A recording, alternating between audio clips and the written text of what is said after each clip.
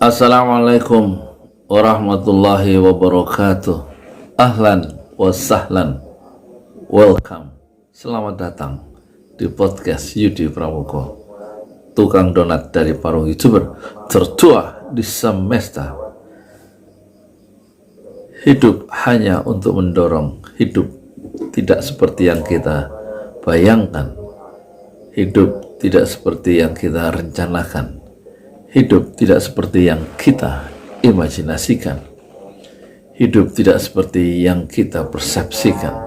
Tetapi hidup adalah yang kita jalani saja. Dan saya sudah melihat 3 video. Satu, wawancara Darso Arif dengan Ibu Tessa yang sangat konstruktif karena Ibu Tessa berusaha menjadi semacam pembela atau mediator dari korban-korban saat berhadapan dengan Yusuf Mansur. Yang kedua, saya sudah lihat wawancara Detik.com ya, belak-belakan Yusuf Mansur dengan wartawan siapa namanya, Derajat kalau tidak salah ya. Kemudian yang ketiga, saya sudah lihat Yusuf Mansur wawancara dengan official TV News ya, TV News, E-News TV official ya, dengan Hotman Paris. Di 2 wawancara yang terakhir, yaitu dengan Detik.com dan E-News TV, itu tampak Hotman Paris maupun Bang Derajat terpukau oleh mimpi besar dari Yusuf Mansur ya, dengan misalnya dengan rencana Yusuf Mansur tahun depan itu ingin membawa atau ingin menjadi perusahaannya masuk dari dalam didaftarkan kemudian di IPO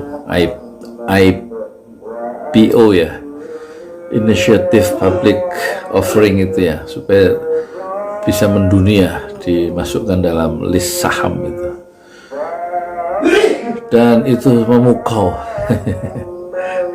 siapa, Detik.com ya, dan juga rencana-rencana besar Yusuf Mansur itu memukau juga ya, capaian-capaian Yusuf Mansur tentang tahfiz Quran dan lain-lain, itu memukau Hotman Paris.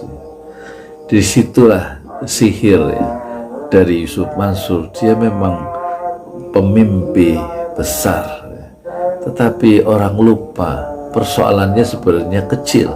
Bagaimana membayarkan kembali uang-uang jamaah yang sudah disetorkan dan tidak kembali dalam waktu yang lama. Itu aja intinya ya.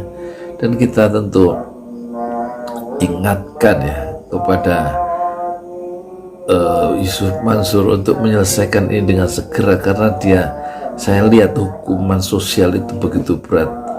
Komentar di netizen di mana, di iNews waktu dia diwawancara dengan Hotman Paris sehari sebelumnya, itu semuanya negatif dan capnya sungguh mengerikan ya dari masyarakat untuk Yusuf Mansur. Dan tidak usah saya sebutkan lagi, silakan baca sendiri, maupun komentar-komentar di tempat lain, khususnya komentar dari netizen yang bersuara dengan merdeka.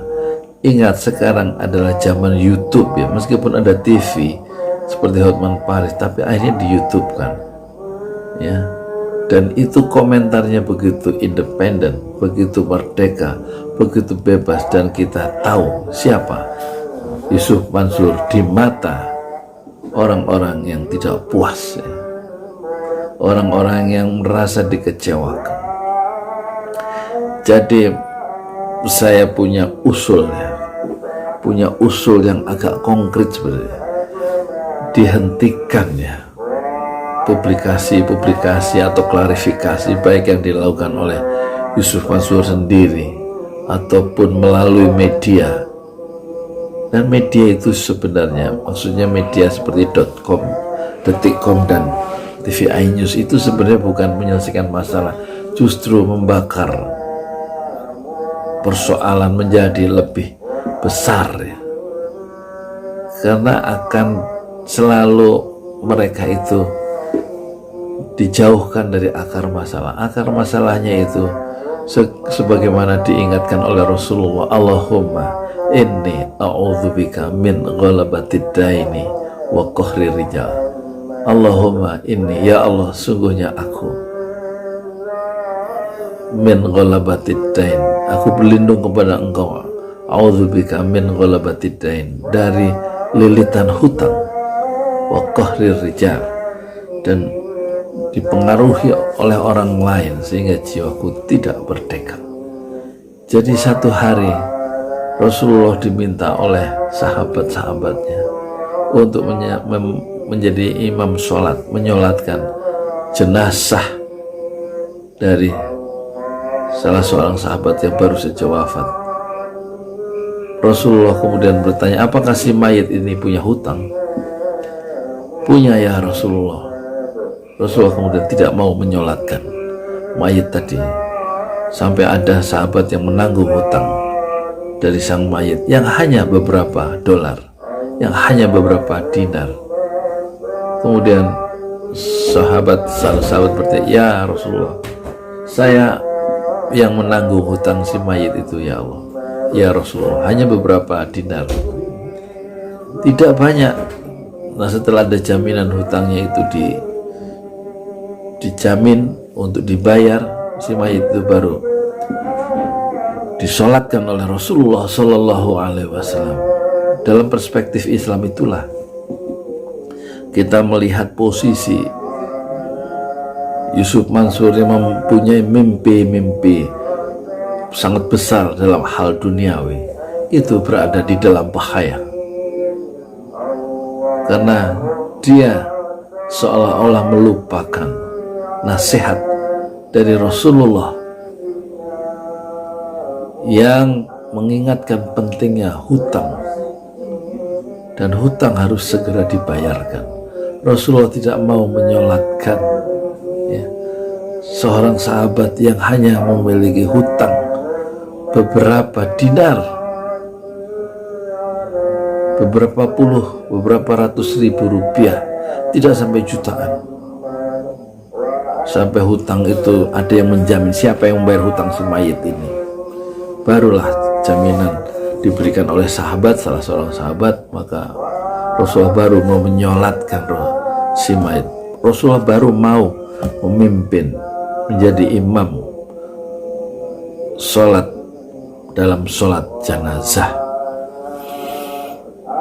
Ini kita ingatkan ya, untuk kita semua, termasuk untuk diri saya, tentang bahaya hutang.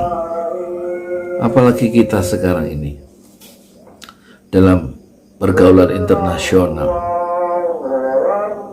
itu didominasi oleh sistem keuangan Yahudi yang penuh dengan riba, dan orang yang sudah masuk sistem keuangan global itu seperti setan ya. Riba itu membuat orang itu seperti kerasukan setan dengan mengejar uang melalui saham. Dan kita ingatkan, hindarkan cryptocurrency, Bitcoin, satu sistem keuangan global ya,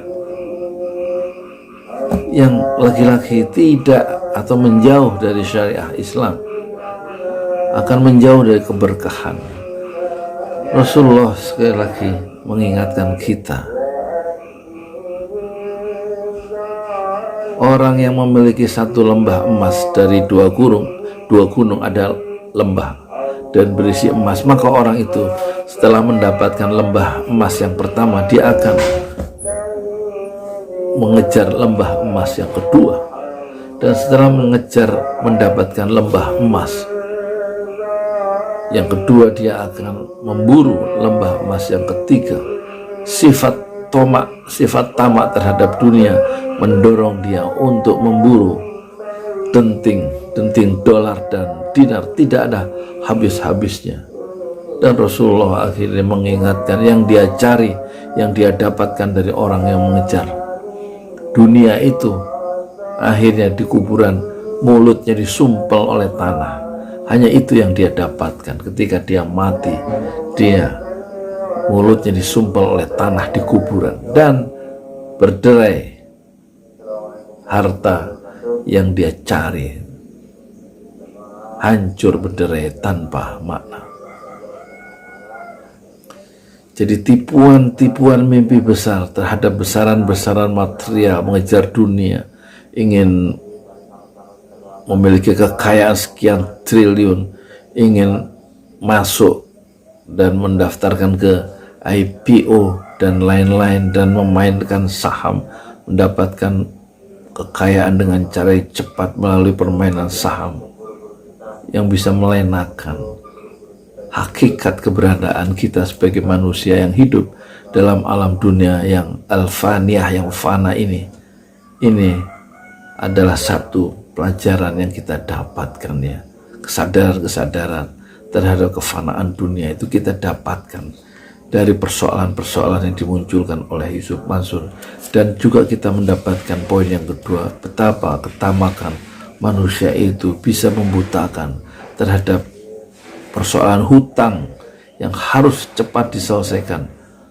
Di dalam Islam, sebagaimana Rasulullah pernah mengingatkan, ada 5 yang harus segera diselesaikan, harus dikerjakan buru-buru, harus dikerjakan tanpa ditunda-tunda. Pertama adalah menikahkan anak perempuan kita. Yang kedua, itu harus dikerjakan dengan cepat, jangan ditunda-tunda dengan alasan mencari hari baik lah, menunggu momentum inilah itulah, cepat dinikahkan. Kedua, ada jenazah yang mati harus cepat dikuburkan, jangan ditunda-tunda menunggu anaknya dari Amerika baru datanglah, saudaranya dari Kanada baru datanglah. Dalam perjalanan cepat dikubur, gak usah nunggu orang yang masih hidup, karena begitu dia datang kita tunggu berjam-jam juga gak ada gunanya, gak bisa membangunkan mayat itu kembali, ya kan? Dan yang ketiga yang harus dikerjakan buru-buru adalah membayar hutang, kata Rasulullah, jangan ditunda-tunda.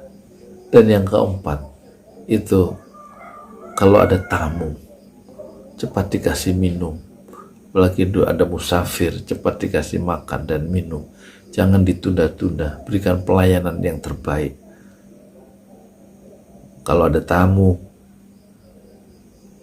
baru datang ke rumah kita, jangan ngobrol, langsung minum dulu setidak-tidaknya, habis minum baru menanyakan kabar, apa kabar, hi, hello, dan lain-lain.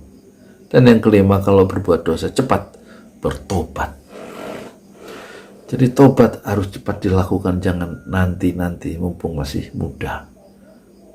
Umur, maut tidak bisa kita duga datangnya.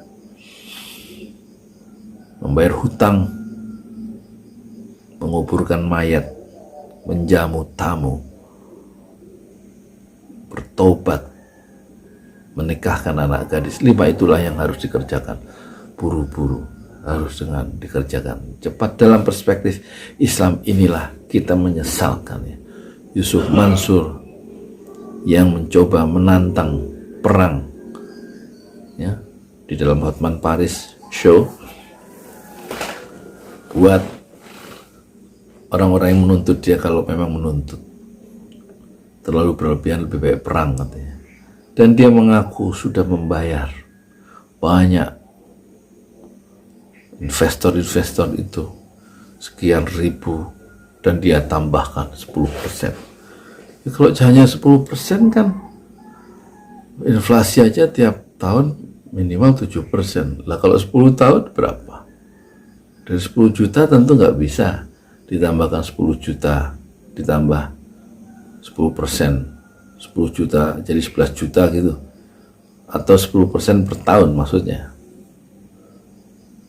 ya kan? Belum kerugian imaterial kalau dalam pengadilan itu, dan harus diselesaikan dengan mediasi atau memang kalau terpaksa harus dengan pengadilan. Dan yang jauh lebih penting, harus diselesaikan dengan keimanan kepada Allah Subhanahu wa Ta'ala, yang sudah mengingatkan melalui Rasulullah bahwa hutang itu menjadi tanggungan yang berbahaya bagi orang-orang yang berhutang, yang memiliki hutang, termasuk saya, termasuk Anda, termasuk Yusuf Mansur. Jadi lupakanlah mimpi-mimpi duniawi yang membeli klub bola di negara anu, ingin begini, ingin begitu. Dan tampaknya selama ini saya mengamati ucapan-ucapan Yusuf Mansur itu tidak bisa dipegang.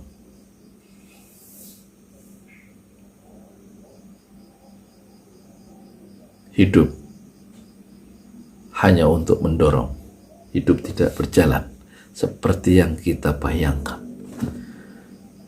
Hidup berjalan tidak seperti yang kita rencanakan, tapi hidup berjalan atau hidup seperti yang kita jalani saja. Saya Yudi Pramuko, tukang donat dari Parung, YouTuber tertua di semesta Fasbir Sober Jamilah, bersabarlah dengan kesabaran yang indah. Assalamualaikum warahmatullahi wabarakatuh.